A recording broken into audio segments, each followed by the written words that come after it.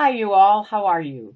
I miss you. I haven't talked to you guys in a little bit, and that's not because I haven't been thinking about you. A bunch of different things have been going on. Today I'm going to talk to you about Scientology, Rob Reiner, and me. And no, Rob Reiner is not part of Scientology that I know of. But I did happen to see him last night, and I'll tell you about it in a minute.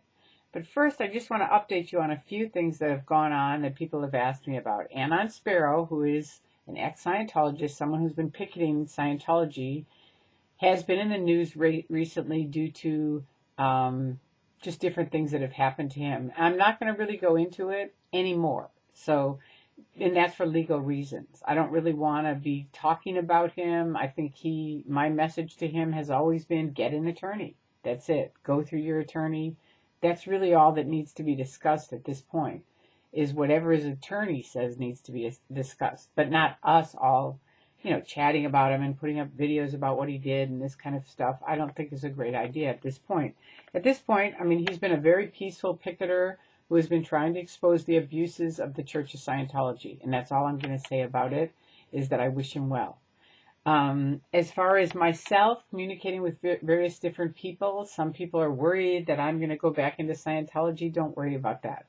I have not changed in any way, shape, or form. I've always said I believe in communication, and my main intention in speaking out has been to expose the abuses of the Church of Scientology, which mostly have to do with breaking up families, stopping free speech, their fair game activities, which equals lying, cheating, stealing, destroying someone utterly. Granted, Hubbard wrote a cancellation on it, but at the bottom of the cancellation it says this does not apply to suppressive persons. Now, if any of you are kind of new here and you haven't seen my little suppressive declare, yes, they do put it in writing, and they do declare people, see where it says there, the Church of Scientology, flag, land-based organization.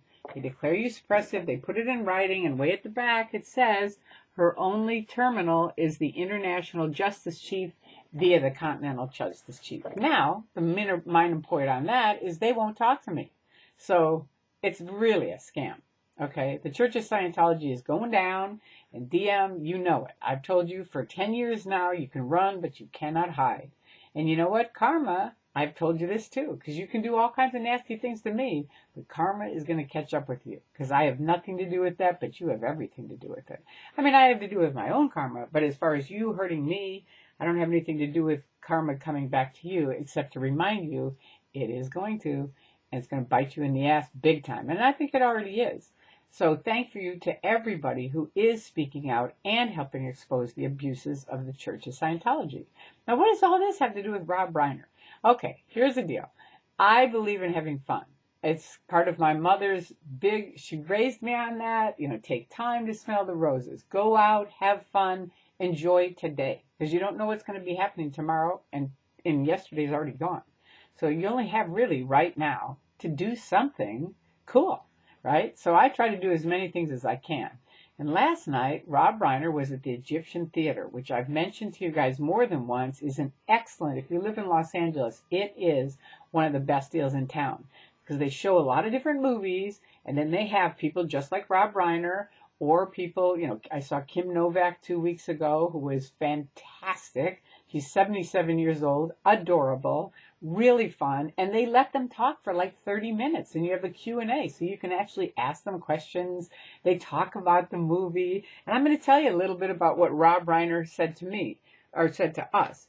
Now, I will say I screwed up again, because I didn't bring my camera. I think when I lost my cameras with Mark Bunker, I kind of got fearful of bringing them around, because it was really a bummer to lose 2 cameras. But now I've got it down now, and if I go to the Egyptian, and if there is going to be someone speaking there, I'm bringing my cameras, and then I can show you what they said themselves. But for right now, because I didn't have my camera, I'm going to tell you just some of the highlights of what he said.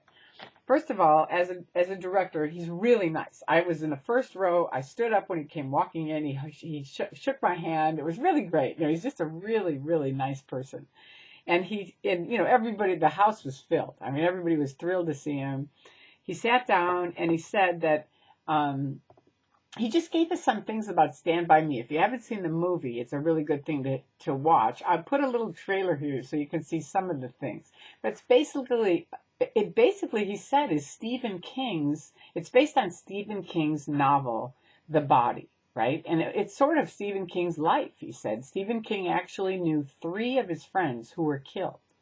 This is a story about one kid killed because Rob Reiner said he didn't think people would believe that somebody could know 3 of their good friends that were killed. So this is just based on one of them. But it's about these young men, young boys, 12 years old, and it's just this wonderful unraveling of filming, and he explains how he loves camera work where it's pretty simple, so you're just really seeing their faces and things that are happening. There's a scene, they're on railroad tracks, and there's this deer that has to kind of, basically this one young man, it's kind of an interesting communication between the deer and this young kid. And he said it was really funny because deers are not like dogs, like he said. Like dogs you can train, but deers, it's a little different thing. So they had to have all this stuff, these people, food and stuff like that to get them to, finally look into the kid's eyes, right? And then he said even more funny, because it's a very peaceful scene of this deer just hopping over the train tracks and running into the woods. So you think it's very quiet, very safe. But he said behind the scenes, to get that deer to run away, they had to have these big sirens going in the woods and honking and everything to scare them to death. Just funny to hear different things that they have. Another thing in it, he said they filmed it up in Oregon, and it was super sunny out. So they had to have some kind of orange veil that they put over the cameras to make it look, not so sunny. And they also needed a lot of wind. So they were having all these different people were, like waving the bushes and stuff like that. And he said one of the funniest lines was this main girl who was supposed to, he said he's filming the whole thing and all the bushes are going and the wind and everything else except this one bush is not. And so he hears this guy, he looks at the other guy like, get that bush going. And the guy goes like this with the microphone, yank your bush. Just very funny. So they had the kid, they're teaching kids. And he said kids are really tricky, because they just have a short, amount of attention. So he said they rehearsed for 2 weeks, but he said it was really fun, working with them. And that he learned a lot from his dad. His dad was a very famous person, also Carl Reiner. And I'll put the links, in the notes, so you can check on them, both of them. But he said that he was on the Dick Van Dyke Show, and he said he went there every day and just kind of watched what worked, what didn't work with audiences. Like some things work, some things don't work. And as you're there every day, you kind of learn what does, what doesn't, that kind of thing. And he's put that into a lot of he's made some fabulous movies, really fabulous. And his dad's message to him, and he was saying to us, you have to tell a story. There has to be some sort of story. That's one of the key things. And his father said, do what you know. Talk about what you know. Make movies about things you know. Because and he said, some people are different. Like, Avatar, that guy wasn't in the Avatar space, but he made that. So some people can do other things, but he just said for himself, he pretty much sticks with things that he's familiar with in one way or the other. And at the end of the movie, it does say, I don't think I've ever had the wonderful friendships I had when I was 12. And I think we all know that. On my Facebook account, I asked people to recall just some of their wonderful memories when they were young. And there's like 50 posts on it. It's just wonderful to read some of the people's different, just particular wonderful pleasure moments and special happy times that they had with their mother or their father or their grandparents or their brothers and sisters or just by themselves. It's just really, truly incredible. And let me just see if there's any more. I took a few notes. He said the language made it R because of whatever, there were a few words said.